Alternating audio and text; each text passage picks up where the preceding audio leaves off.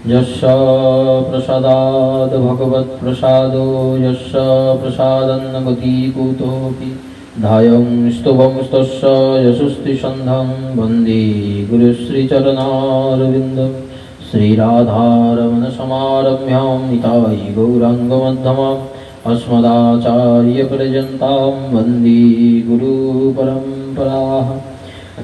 रामदासं गुरुं वन्दे विशुद्धभक्तिविग्रहं गौरसङ्कीर्तनैर्येन पवित्रीकृतभूतले।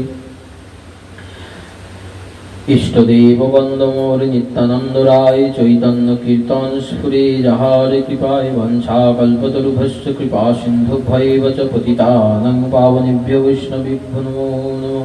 भजनिताय गौर राधे श्याम जप हरे कृष्ण हरे राम भजनिताय गौर राधे श्याम जप हरे कृष्ण हरे जनिताय। गत पर्वे आमरा सूर्यग्रहणের সময় বড় বাবাজি মহাশয় সকলকে নিয়ে কীর্তন করছিলেন, এই প্রসঙ্গে আস্বাদন করেছিলাম। আজকে আমরা আস্বাদন করব শ্রীপাদ রামদাস বাবাজি মহাশয়ের সাথে বড় বাবাজি মহারাজের দেখা। একদিন অপরাহ্নে বড় বাবাজি মহাশয় গোবিন্দ দাস মহন্তের আখড়ায় বসে আছেন, সঙ্গে নবদ্বীপ দাস এবং দুই একজন সঙ্গীও রয়েছেন। মহন্তের সাথে নানারূপ কৃষ্ণ কথা প্রসঙ্গ হচ্ছে। এমন সময় হঠাৎ 14-15 বৎসর বয়স্ক একটি উজ্জ্বল শ্যামবর্ণ বালক এসে উপস্থিত হলো। দূর হতে বালকটিকে দেখবা মাত্রই সকলের যেন ওর প্রতি কি আকৃষ্ট হতে লাগলেন। হঠাৎ নবদ্বীপ দাদা উঠে বালকটিকে জড়িয়ে ধরে বড় বাবাজি মহাশয়ের কাছে নিয়ে গেলেন। বড় বাবাজি মহাশয় তার পরিচয় জিজ্ঞাসা করায় নবদ্বীপ দাদা বললেন, বালকটি অল্পদিন হলো এই শ্রীধাম নবদ্বীপে এসেছে। ইহার নাম রামদাস, ফরিদপুর নিবাসী মহাত্মা জগবন্ধু ভট্টাচার্যের অনুগত। সম্প্রতি ইহারা হরিসভায় আছেন।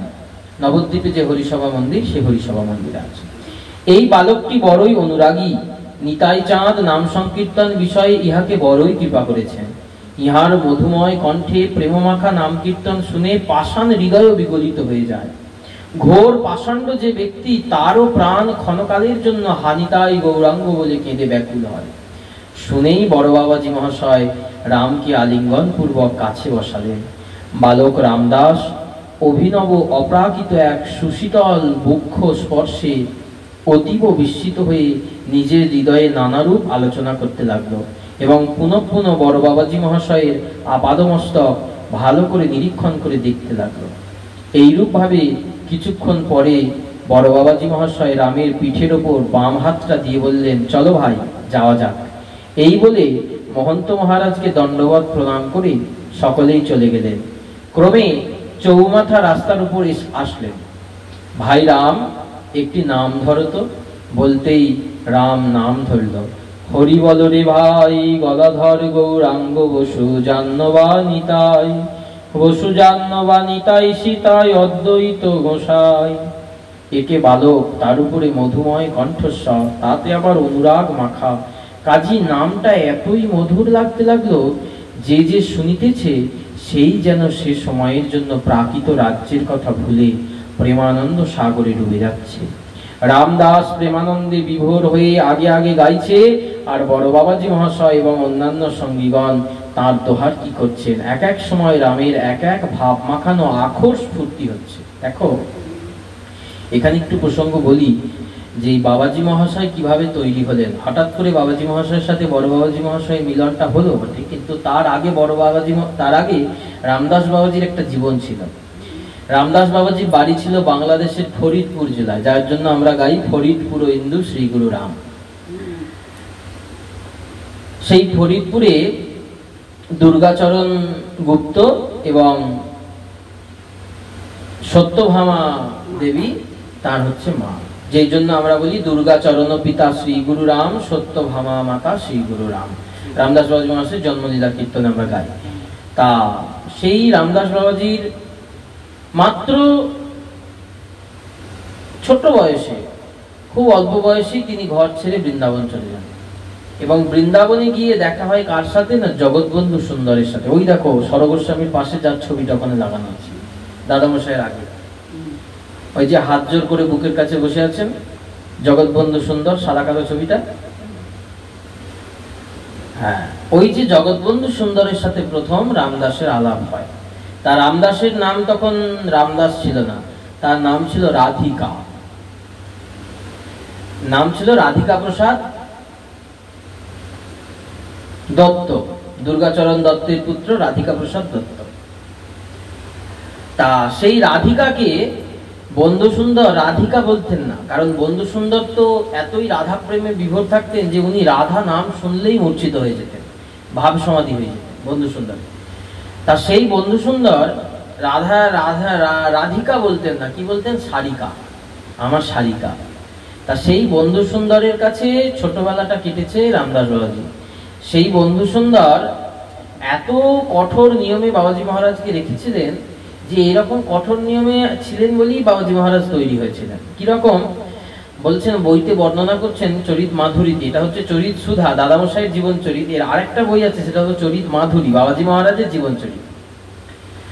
তা সেই চরিত মাধুরীতে বলছেন একটা হু বলবে রাত 12টায় শুতে চলে যাবে, একটা হু শুনবে ভোর 3টে ঘুম থেকে উঠে পড়তে হবে। ভাবো কতটা তাহলে ঘুম সজাগ থাকতে হবে। আমাদের তো ওঠ রে কই রে কোথায় রে এই করেও ঘুম থেকে তোলা যায় না। আর বাবাজি মহারাজকে একবার শুধু উঠে পড়লো, একবার শয়নের সময় হয়ে গেছে 12টায় শুয়ে পড়লো। 12টা থেকে 3টে ওইটুকু সময় ছিল ঘুম, বাকি সময় সারাক্ষণ ওই মালা নিয়ে নাম করো আর কীর্তন করো আর ঘুরে ঘুরে বৃন্দাবনের সব দেবালয় যত যত মন্দির আছে সব দর্শন করো, পঞ্চকোশী পরিক্রমা করো। এই ছিল বাবাজি মহারাজের কাজ। সেইখানে অনেক অনেক শিক্ষা, অনেক কথা আছে, বন্ধু সুন্দরের সাথে অনেক লীলা আছে। তা সেই বড় রামদাস বাবাজি মহারাজ সেই রাধিকাকে বন্ধু সুন্দর বললেন, ওরে সারিকা, যে একলা খায় সে কি মানুষের খাওয়া খায়? যে সকলকে দিয়ে নিজে খায় সেই মানুষের খাওয়া খায়। যে একলা খায় সে তো শেয়াল কুকুরের খাওয়া খায়। শেয়াল কুকুর মানে কি? যে শেয়াল কুকুর যাচ্ছে ও সামনে পেলে ও ওকে খেয়ে নিল, ও কিন্তু ওর আরো যদি দুজন কেউ খেতে আসে তাকে ঘ্যাঁট করে তাড়িয়ে দেয়, বলে ওটা হচ্ছে শেয়াল কুকুরের খাওয়া। মানুষের খাওয়া কাকে বলে? বলেন যে নিজে খায় এবং আরো 5 জনকে খাইয়ে খায় তাকে বলে মানুষের খাওয়া। তাই এই জগতে সেই মানুষের সন্ধান করো যে নিজে আস্বাদন করে এবং আরো 5 জনকে আস্বাদন করায়, সেই হলো সাধু। যে নিজে আস্বাদন করে নিজে ভজন করে উদ্ধার হয়ে গেল সে তো স্বার্থপরের মতো কাজ করে চলে গেল। যে নিজে ভজন করে আরো 5 জনকে ভজন করায় সেই হলো সাধু, মানে তার খোঁজ করো। আর সেই রামদাস বৃন্দাবন থেকে 17 বছর বয়সে নবদ্বীপে এসে দেখছেন বড় বাবাজি মহারাজ নবদ্বীপের রাস্তায় রাস্তায় কীর্তন করছে, নিতাই গৌর বলে কাঁদছেন, আর তার পিছু পিছু জগতের যত মানুষ নবদ্বীপবাসী সব তার পিছনে ছুটছে আর কাঁদছে। তখন তিনি দেখলেন এই হচ্ছেন সেই ব্যক্তি যে নিজে খায় আরো 5 জনকে খাওয়ায়, নিজে কাঁদছে আরো 5 জনকে কাঁদাচ্ছে, নিজে হরিনাম করছে আরো 5 জনকে করাচ্ছে। এই বলে তিনি তার কাছে গেলেন। এই হচ্ছে সেই প্রসঙ্গ। শুনিয়া বাবাজি মহাশয়, বড় বাবাজি মহাশয় সেই রামদাসের মুখে ভাব মাখানো আক্ষরগুলো শুনতে শুনতে তার দেহ কম্পিত হচ্ছে, আর হানিতাই হানিতাই বলে উচ্চৈস্বরে হুঙ্কার করছে। ক্রমে সংকীর্তন আনন্দে বিভোর হয়ে নৃত্য করতে করতে সকলে হরিসভা মন্দিরে গিয়ে উপস্থিত হলেন। একে নামের প্রবল স্রোতে সকলে হৃদয় ক্ষেত্র বিধৌত, তার উপর স্বচ্ছ ভাব ধারণ করেছে। তাতে আবার নটবড় হেমকিরণিয়া ওই নাটুয়া গৌরের মূর্তিখানি প্রতিবিম্বত হওয়ায় সকলেই তো আত্মহারা, কারোর আর বাহ্য জ্ঞান নাই, সকলেই প্রেমানন্দে বিভোর। ক্রমে খোল করতাল সহ অনেকে এসে কীর্তনে যোগ দিলেন। এইরকম বহু কীর্তনের পর কীর্তন সমাপ্তি হলো। বড় বাবাজি মহাশয় মহাপ্রভুকে দণ্ডবত প্রণাম করে রওনা হলেন।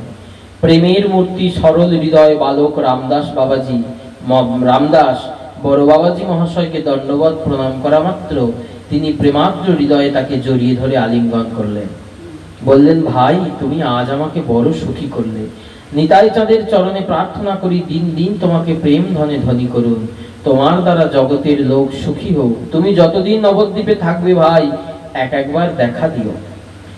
বিনয়ের খনি দৈন্যের মূর্তি রামদাস অবনত মস্তকে করজোরে বললেন, দাদা আমি বালক, আপনি কৃপা করুন, যেন নিতাই গৌরের চরণে আমার অচলা ভক্তি থাকে। এই বলে পুনরায় দণ্ডবত করে বড় বাবাজি মহাশয় সুমধুর বাক্যে রামকে বিদায় দিয়ে সঙ্গীগণ নিয়ে নিজ স্থানে এলেন। আজকে ফাল্গুনী পূর্ণিমা তিথি।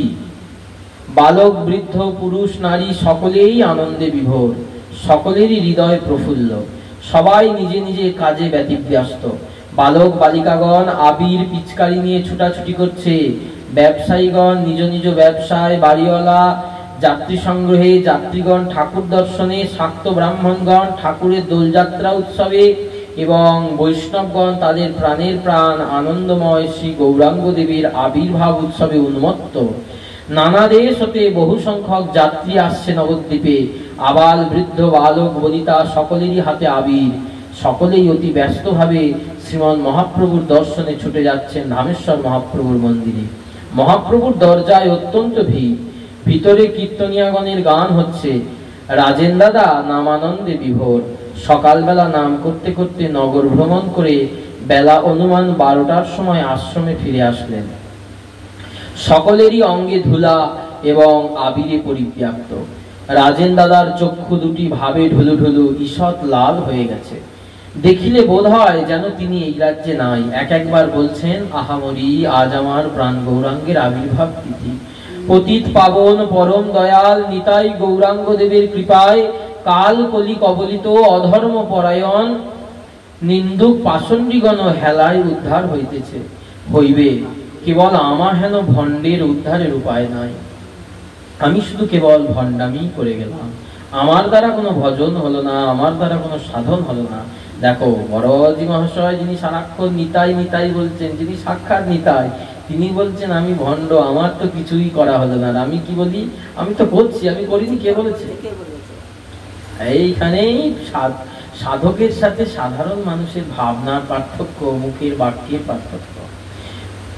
আমি প্রবঞ্চক, আমি প্রতিষ্ঠা লোলুপ, আমি দেব দ্বিজ গুরু বৈষ্ণব বিদ্বেষী। হা প্রভু, কতদিনে আমার চিত্ত শুদ্ধি হবে? তুমি কৃপা করো। কতদিনে আমি আপামর সাধারণ সকলের চরণে লুটিয়ে পড়ব? কতদিন হানিতাই গৌরাঙ্গ বলে কেঁদে কেঁদে বেড়াতে পারবো? আমি দিনাতি দিন হয়ে বুকে হাত রেখে বলতে পারবো আমি নিতাইয়ের দাসানু দাস। এই বলে আমার জগতে পরিচিত হবে আমি নিতাইয়ের দাস, আমি নিতাইয়ের দাসানু দাস। এইরূপ নানারূপ আক্ষেপ করতে লাগলেন। দেখো, নিতাইয়ের দাস তারও অনুদাস হতে বলছেন যে আমি কবে আমার সেই জ্ঞান হবে, কবে আমার সেই সৌভাগ্য হবে। ক্রমে অপরাহ্ন হলো। রাজেন দাদা আবার গঙ্গা স্নান করে আসলেন। তখন আশ্রমে মহাপ্রভুর অভিষেক আয়োজন হলো। মহাপ্রভু যেহেতু বিকালে জন্মেছেন, তাই মহাপ্রভুর অভিষেক হয় বিকালে। গুরুদেব বললেন, বাবা যাদব, আজ আর কোথাও কীর্তন করতে না গিয়া আশ্রমে মহাপ্রভুর জন্ম কীর্তন করিয়া আমাকে শোনাও।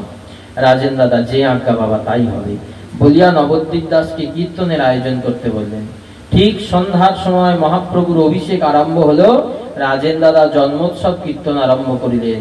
প্রথমে মহাজনের দ্বারা রচিত পদ সকল কীর্তন করে অবশেষে পদ ধরলেন।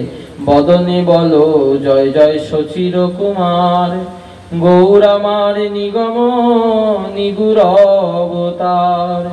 এই বলতে বলতে উদণ্ড নৃত্য আরম্ভ হলো। ওই পদের অনুকূলে যে কত পদ গাইতে লাগলেন, কে তারই হত্যা করবে। এইরূপ কীর্তন করতে করতে, নৃত্য করতে করতে রাত্রি প্রায় 9টার সময় কীর্তন শেষ করে পঞ্চামৃত ও কিঞ্চিত ফলমূল প্রসাদ পেয়ে নাম কীর্তন করতে করতে বাহির হইলেন। কোথায় যাইবেন কে জানে। সঙ্গীগণ চিরদিনই জানেন যে কোনো বিশেষ আকর্ষণ ব্যতীত ইনি এরূপ কোথাও যান না। মানে কোনো কারণ আছে নিশ্চয়ই, তাই বেরিয়েছেন এত রাতে। তাই তারা ছায়ার ন্যায় অনুগতভাবে সঙ্গে সঙ্গে নাম করতে করতে চললেন। এদিকে আমপুলিয়া পাড়ায় পূজ্যপাদ জ্ঞানানন্দ স্বামীজি মহারাজের আশ্রমে হোলি উপলক্ষে 4-5 সের আবির আনা হয়েছে। 25-30 জনের উপযুক্ত লুচি কচুরি তৈরি করা হয়েছে। আশ্রমবাসী কেউ জানে না যে অন্য কেউ এসে এই উৎসবে যোগ দেবেন। স্বামীজি ঘরের মধ্যে বসে আস্তে আস্তে কয়েকটি ভক্ত সহ হরি কীর্তন করছে। সদর দরজা বন্ধ আছে। হঠাৎ বাইরে নাম কীর্তনের ধ্বনি শোনা গেল। স্বামীজির আজ্ঞায় এক ভক্ত দরজা খুলে দিবা মাত্রই রাজেন দাদা সদল বলে মদমত্ত সিংহের ন্যায় নামের হুঙ্কার করতে করতে একবারে স্বামীজির ঘরে উপস্থিত হলেন। মত্ত সিংহের গর্জন শুনে অপর সিংহ যেমন গর্জে ওঠে, রাজেন দাদার হুঙ্কার শুনে স্বামীজিও সেই রব গর্জন করে উঠলেন। ভক্তগণের সেই অবস্থা দেখলে বর্ণনা করা যায় না। উভয় মহাত্মার পায়ের ভরে যেন ধরণী মাতা থর থর করে কম্পিতা, এমন তাদের নৃত্য ভঙ্গিমা। স্থান অতি ছোট, কিন্তু উভয়ের মহাত্মার কোনরূপ আঘাত লাগে, তাই ভক্তগণ অতি সন্তর্পণে চারিদিক ঘিরে দাঁড়িয়েছেন, নাম কীর্তন করছেন।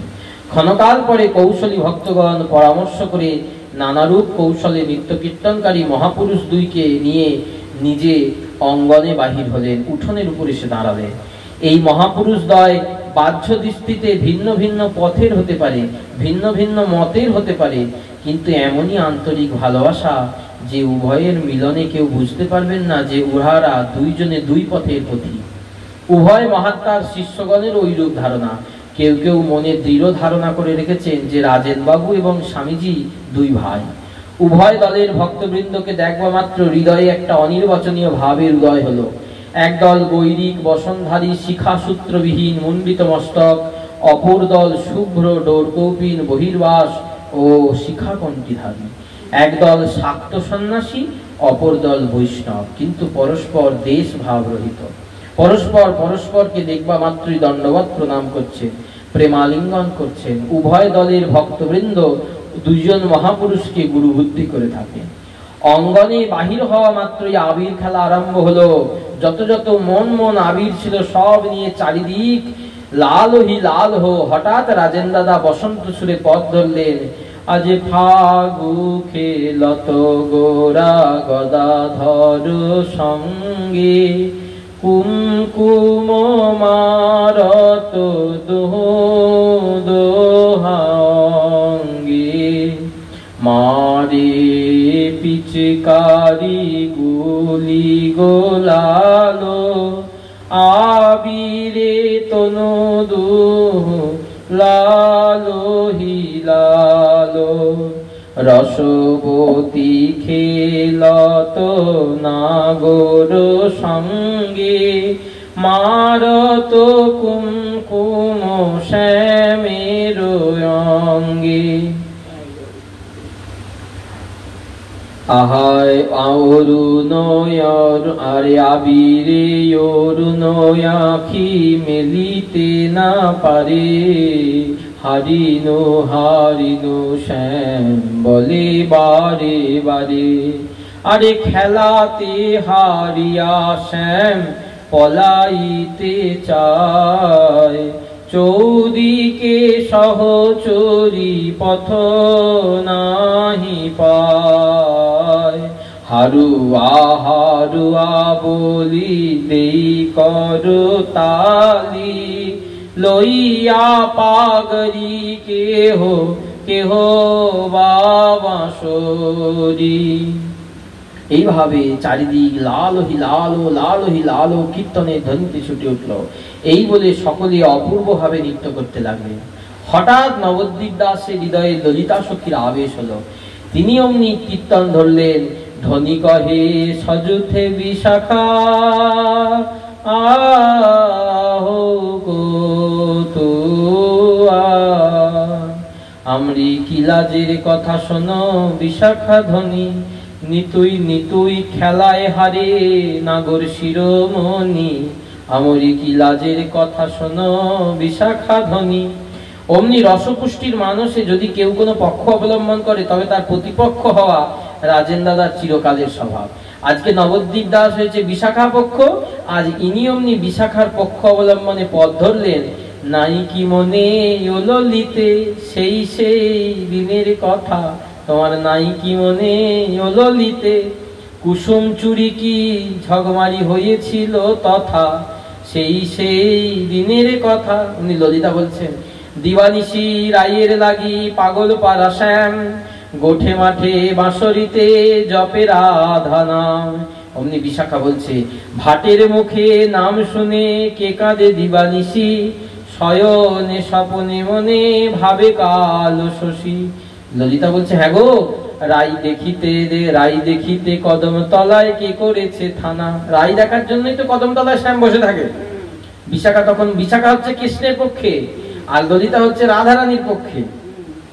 তখন বিশাখা কৃষ্ণের পক্ষ নিয়ে বলছে, সে যে রাইকে দেখা দিবার তরে করে আনা গোনা। রাইকে দেখা দেবার জন্য বসে থাকে, রাইকে দেখবার জন্য না, রাই বরং দেখবার জন্য যমুনার ঘাটে আসে বলছে। আবার তখন ললিতা বলছে, তা পাশা খেলায় কুণ্ড তীরে কে হারিল বলো? বিশাখা তখন বলছে, একা নাগর পেয়ে সবাই করেছিলিস ছল, হ্যাঁ তা তো বলবি না? তখন ললিতা বলছে, নাই কি মনে মানের দিনে কে ধরিল পায়। আচ্ছা আচ্ছা ঠিক আছে, তো যখন রাধারানী মান করেছিল তখন রাধারানী পায়ে ধরে সেজেছিল কেন? দেহি পদ পল্লব মুদারম, যে রাধে তোমার চরণ দুটো আমার মাথায় দাও। আর তারপরে দুর্জয় মানে সাম দণ্ড ক্রিয়া ভেদ দান নতি, এই যে সব পথ অবলম্বন করে দান মান ভাঙালো তার বেলা। তখন বিশাখা বলছে, অধীর হয়ে তারপরে কে দুতিকে পাঠালো? তারপরে যখন কৃষ্ণ মান ভাঙাতে পারলো না, দুর্জয় মানিনী রাধারানী মান ভাঙাতে পারলো না, কিছুতেই মান হচ্ছে না, মানে ঘোমটার দিয়ে বসে আছে। তখন বলছে, যেইখানে ও বসে আছে খুঁড়ি ফেলে মাটি, এখনই উঠি গেলে দিবি ছড়া ঝাঁটি। বলে যেখানে বসে আছে শ্যাম, ওইখানের মাটিটা পর্যন্ত কুঞ্জ থেকে তুলে ফেলে দে, দিয়ে গোবর জলে ছড়া দে। কৃষ্ণ এইসব শুনে কিছুতেই যখন রাধারানীর মান ভাঙছে না, চলে গেল রাধা কুণ্ডের তীরে, হা রাধে রাধা নাম বালির উপর লিখে তার উপর গড়াগড়ি যাচ্ছে, কাঁদছে। আর যেই কৃষ্ণ কুঞ্জ ছেড়ে চলে গেল, অমনি রাধারানীর মান ভেঙে গেল। কারণ এই দেহ থেকে যতক্ষণ গোবিন্দ আছেন ততক্ষণই তো অভিমান, আর দেহ কুঞ্জ ছেড়ে যখনই গোবিন্দ চলে যাবেন তখন মান অভিমান কোথায়? সব তো আগুনে পুড়ে শ্মশানের এক মুঠো ছাই। যেই গোবিন্দ চলে গেল, রাধারানীর অমনি মনে পড়েছে, আরে বধূ এত করে বললো চলে গেল বধূ। তখন বলছে, ও তুই করবি মান, তুই করবি ঝামেলা, আর এখন আমাদের কাছে কাঁদবি? তা আমরা কি করব? প্রেম কারিগর মোরা যত সখীগণ, ভাঙিলে গড়িতে পারি পিরিতি রতন। আমরা পিরিত ভেঙে গেলেও পিরিত করে দিতে পারি, তবে তো আমরা সখী, প্রেমের কারিগর। তা তুই চিন্তা করিস না, আমি যাচ্ছি বলে বিন্দাজ্যোতিকে তো পাঠালো, যাও কোথায় শ্যামসুন্দর আছে ডেকে নিয়ে যাও। তারপরে কৃষ্ণকে বললো যে, শোনো, বৃন্দাবতীতে গিয়ে বললো, তুমি এরকম করে গেলে রাধারানী মানবে না, তোমায় কি ছলনা করে যেতে হবে। কিরকম করে না, রাধারানীর কাছে যাবে, কুঞ্জে গিয়ে বিভিন্ন রকমের মালিনী বেশে মিলন, বাজিকর বেশে মিলন, হ্যাঁ মালা বিক্রি মিলন, আচ্ছা তারপরে সাপুরিয়া বেশে বাজিকর বেশে মিলন, সাপুরিয়া বেশে মিলন, আরো অনেক অনেক প্রকার মিলন আছে, অষ্টপ্রকার মান, অষ্টপ্রকার মিলন, এইভাবে মোট 64টা হচ্ছে রস। তা এই যে এসে শেষকালে এসে বলছে, রাধে রাধে, আমায় কালো সাপে দংশিল রাধে, তুমি আমায় উদ্ধার করো। তখন বলছে, বধূ তুমি মরবে না হে, তুমি শুধু একবার বলো কোন সাপে কেটেছে তোমায়। আমি বিষ ঝাড়ার মন্ত্র জানি, আমি ওঝা ধরে বিষ ঝাড়ার মন্ত্র শিখেছি, তুমি শুধু একবার বলো কোন সাপে কেটেছে, আমি তোমাকে একদম সেই বিষ মন্ত্র করে বিষ তুলে দেবো। তখন শ্যামসুন্দর বলছে, প্রেমহি সর্প মনহি দংশন। তখন রাধারানীকে ললিতা বলছে, রাধে তুই এত ব্যাকুল হচ্ছিস কেন? তুই বোধহয় বধুর কথাটা শুনিসনি। কি বলে? প্রেম সর্প বধুর মনে দংশন করেছে, তার জ্বালায় জ্বলছে কৃষ্ণ, তাই তো?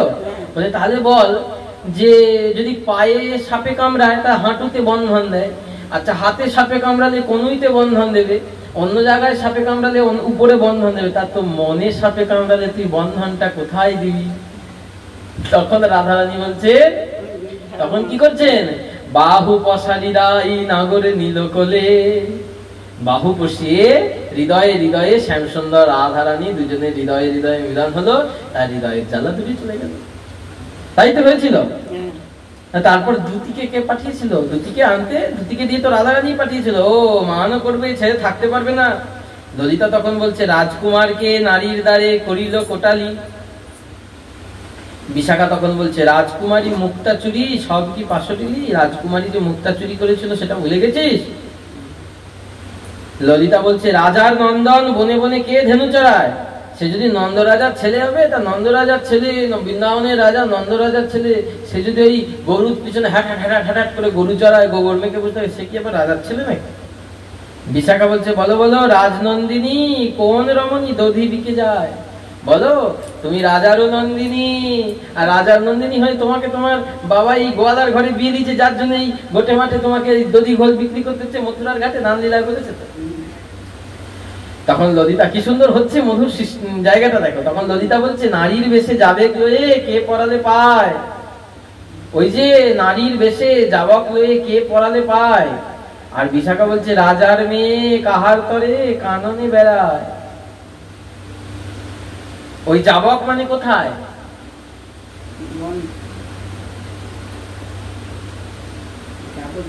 না, রাধারানী যখন ঘরের মধ্যে বসে আছেন, সুবল এসেছে বাছুর খুঁজতে, বাছুর খুঁজতে, তখন জটিলা বলছে হ্যাঁ বাছুর কি আমাদের ঘরে? বলতে দেখ গোয়ালে গিয়ে। তখন গোয়ালে যাওয়ার নাম করে রান্নাঘরে ঢুকে রাধারানীকে বলছে তুই দে তোর কাপড়টা খুলে দে, আমি কাপড়টা নিয়ে ঘোমটা নিয়ে বসে থাকি আর তুই আমার এই কাপড় পরে। তখন বলছে আমি তো যাবো, কিন্তু নারী মানুষ, তার বক্ষটা ঢুকাবো কি করে? বলে শোন, আমি বলে এসেছি যে বাছুর আনতে এসেছি, তুই গোয়াল থেকে একটা বাছুর বুকে করে নিয়ে যাস, তাহলে আর বুঝতে পারবে নি। তখন কি করছে রাধারানী বাছুরটাকে, তখন কুটিলা দেখছে, কিন্তু কুটিলা বুঝতে পেরেছে, জটিলাকে বলছে দেখ দেখ মা, তোর বাম পা আগে ফেলে ঘরের বউ চলে যায় মা, তোর বাম পা আগে ফেলে ঘরের বউ চলে যাচ্ছে, তুই বুঝতে পারছিস সুবল নয় রে। জটিলা তো কিছুতেই বুঝতে পারছে না, বলে তোর মন কুটিলা, তুই সবসময় কুটিলি চিন্তা করিস। হ্যাঁ ননদিনী, হ্যাঁ তুই কে আমি জানি না? তুই পাকা ঘাসে বাসে কাঁচা বাসে ঘুম ধরাতে পারিস, তুই ভাঙা এই বসা হাট ভেঙে দিতে পারিস, আর তুই আজকে বৌমাকে দিকে সবসময় বৌমার সাথে তুই এরকম করিস কেন? কিছুতেই শুনছে না। তারপরে যখন খবর পেয়েছে তখন কি হলো, আয়ানকে বলেছে, আয়ান তখন ছুটে গিয়ে দেখছে জটিলা আয়ান কুটিলা সব গিয়ে দেখছে কৃষ্ণ কালী রাধারানী পূজা করছে, তাই না? হ্যাঁ, তাই রাজার মেয়ে কার তরে বনে বনে ঘুরে বেড়ায়? রাসের সময় রাজার মেয়ে যদি তোমাদের রাধারানী হবে, তাহলে কে বনে বনে ঘুরে বেড়াচ্ছিল? রাজার মেয়ে বনে বনে ঘুরে বেড়াবে কেন? ললিতা বলছে সে যে বালা গেথে মালা কে দিল গলায়, কে গলায় পরালো মালা গেথে? বিশাখা তখন বলছে পররমণী পরের ঘরে কে রাঁধতে যায়? রাধারানী নন্দালয়ে রাঁধতে যায়, তো নন্দরাজার ঘরে রাধারানী রাঁধতে যায়, তা পরের ঘরের বউ অন্যের ঘরে কেন রাঁধতে যাবে? তখন বিশাখা বলছে হ্যাঁ গো, বাঁশি শুনে চিত্রপটে কে সপিল প্রাণ। ওই যে কৃষ্ণের যেদিন বাঁশি শুনেছিল, নিসম্য গীতং এই তদনঙ্গ বর্ধনম রজস্ত্রিয় কৃষ্ণ গৃহীত মানসা আজমুরন্দনম অক্ষিত লক্ষিত দিয়মা সযত্র কান্ত জবলোল কুণ্ডলা। ওই যখন বংশীধ্বনি হলো বেনুগীতের দিনে, ওই শরৎ এই বর্ষাকালে বেনুগীত হচ্ছে নক্ষতান অক্ষন্নতাং ফলমিদম, ওই যে সুন্দর বেনুর গীত শুনলো ব্রজগোপীগণ। তাই বলছেন ওই কৃষ্ণের বাঁশি শুনে, আর ওই বড়াই বুড়ি ওই কৃষ্ণের একটা ছবি এঁকে দিয়েছিল, ওই ছবিটা দেখেই কৃষ্ণ আমি তোমার এই বলে রাধারানী প্রাণ সঁপে দিয়েছিল। বলে কৃষ্ণ কেমন তাকে কিন্তু সামনাসামনি দেখেনি, ছবি দেখেই কৃষ্ণের প্রেমে পড়ে গেছেন। একে বলে প্রেম। এ প্রেম জগতে কখনো হয় না, অকৈতব কৃষ্ণ প্রেম। বলে আগে দেখবো ছেলে কেমন, দেখতে কেমন, টেরা না কালো না ফর্সা, কি করে, কত কি জমি জায়গা আছে, আচ্ছা তার বাবা মা কেমন, সেখানে তার বাড়িতে ছেলে আর এরা আছে, তারপরে গিয়ে বলছে না ভালোবাসা, তারপরে গিয়ে ভালোবাসা। রাধারানীর ভালোবাসা দেখো, শুধু কৃষ্ণ নামটা শুনে, কৃষ্ণ নামটা শুনে আর কৃষ্ণের প্রতিচ্ছবি, তাও এখনকার দিনের মতো এই ক্যামেরায় তো ছবি নয়, চিত্রপটে একটা আঁকা ছবি এরকম হয়, সেই দেখেই ভালোবেসে ফেলেছে। তখন ললিতা বলছে মিছে গরব করিস না গো অভিশাখা সখী, শ্যাম মন মোহিনী রাই সুধামুখী। বিশাখা শোন ললিতা, মরম কথা দুহু রাই কানু, রূপে গুণে কুলে মালে কেহ নহে অনু। কেউ কারোর থেকে ছোট নয়, শ্যামেরে বামে শ্যাম সোহাগী, দেখিতে কেমন ভালো, দেখ দেখ মেঘের কোলে সৌদামিনী, জগৎ করে আলো। আমার রায়ের গুণে শ্যামের আদর, শ্যামের গুণে রায়, ছড়াছড়ি শ্যাম গরির কি ভাই আদর ভাই। অরে আই গো সখী শ্যাম শনে, একা শনে বসাই রায়, প্রাণ খুলে সবে মিলে দুহু গুণ গায়। আহা কালোর কোলে কি বা শোভা, কনক বরণী, নব জল ধরে যেন ধীর সৌদামিনী। বলিয়াই সকলে প্রেমানন্দে নাচতে লাগলেন। আজ নবদ্বীপ দাসের উপর শক্তি সঞ্চার দেখে তো আমি অবাক। অবশ্য উপস্থিত ভাবে এরূপ সুমাধুর পদাবলী আমার রাজেন দাদার মুখে অনেকবার শুনেছি, কিন্তু নবদ্বীপ যে রাজেন দাদার এত কৃপাপাত্র, রাজেন দাদার কৃপায় যে তার এত উন্নতি হয়েছে আমি বুঝিলাম। কিছুক্ষণ এই রূপে উদণ্ড নৃত্যের পর কীর্তন সমাপ্তি করে সকলেই ধুলায় গড়াগড়ি দিতে লাগলেন। মহাপুরুষদের সকলেই অদ্ভুত। 4-5 সের আবির আনা হয়েছিল, সেই স্থলে প্রায় 2-2.5 মণ আবির উঠে গেল। কীর্তন অন্তে বাহিরে যেয়ে দেখি মিষ্টি এবং আবিরের দোকান বসেছে। স্বামীজি নবদ্বীপ দাসকে কোলে ধরে আনন্দে আত্মহারা হলেন। কিছুক্ষণ পরে স্বামীজি স্থির হয়ে রাজেন দাদা এবং অন্যান্য সকলকে প্রসাদ পাওয়ার জন্য অনুরোধ করায় সকলে একসঙ্গে প্রসাদ পেলেন। প্রায় 40-50 জনের জন্য উপযোগী লুচি কচুরি প্রভৃতি প্রস্তুত হয়ে ঠাকুরের ভোগ লেগেছিল। কিন্তু আমরা একসঙ্গে 60-70 জন প্রসাদ পেতে বসলাম, আরো প্রায় 25-30 জন বসতে বাকি রইল। কিন্তু কি আশ্চর্য, ওই প্রসাদই আমরা সকলে পেট ভরে পেলাম, কোনো কম হলো না। মনে হলো বোধহয় আর কেউ কিছুই খাইতে পারবে না। উঠে দেখি তখনও প্রায় 40-50 জনের উপযোগী লুচি কচুরি প্রসাদ রয়েছে। অনুসন্ধানে জানলাম যে প্রথমে যা প্রস্তুত হয়েছিল তারপর আর কিছুই হয় নাই। তখন বুঝলাম মহাত্মাদের কৃপায় অসম্ভব সম্ভব হয়, এ আর অধিক আশ্চর্যের বিষয়। এটাই তো দাদামশাইয়ের ঐশ্বর্য। বলেন, দেখবে কুয়ো দেখেছো, কুয়ো থেকে তুমি প্রতিদিন 100 বালতি জল তুলে নাও, দেখবে যতটা জল ছিল ততটাই কিন্তু জল রয়েছে। জলটা কি কমে যাচ্ছে? না। তাহলে কি বললেন, এই ঠাকুরের ভান্ডার হচ্ছে ঠিক সেই রকম। গুরুদেব বলেন এ আসবে যাবে, তুমি যত খুশি নিয়ে নাও, তুমি জল কতটা আছে মাপতে যেও না। যদি জল কতটা আছে মাপতে যাও তাহলে কিন্তু হবে না, তাহলে আর জল খাওয়া হবে না। জলের গভীরতা মাপতে না যে জল আছে সেই জল খেতে থাকো, জল যোগান দেওয়ার তিনি যোগাবেন। প্রসাদ পাবার পর রাজেন দাদা সদলে নাম করতে করতে গুরুদেবের আশ্রমে চলে গেলেন। আনন্দের হাট ভেঙে গেল। স্বামীজি অন্যান্য সকলেই রাজেন দাদার অমানুষিক শক্তির কথা সমালোচনা করতে লাগলেন। নাম কীর্তন আরম্ভ হইবা মাত্রই রাজেন বাবুর দেহে নিতাই গৌর 2 ভাই খেলা করতে থাকেন, তার বিন্দুমাত্র অস্তিত্ব থাকে না। ইহা আমি প্রত্যক্ষ দেখেছি। তা না হলে সে যে রকমের কয়েকটি মাত্র লোক এরূপ কীর্তনানন্দ কেউ কি কখনো দেখেছে? এই রূপ অপরূপ সমালোচনার পর নিজ নিজ আলয়ে সকলে গমন করলেন। স্বামীজিও বিশ্রাম করলেন। জয় নিতাই, জয় গুরু, জয় জয় শ্রী রাধা।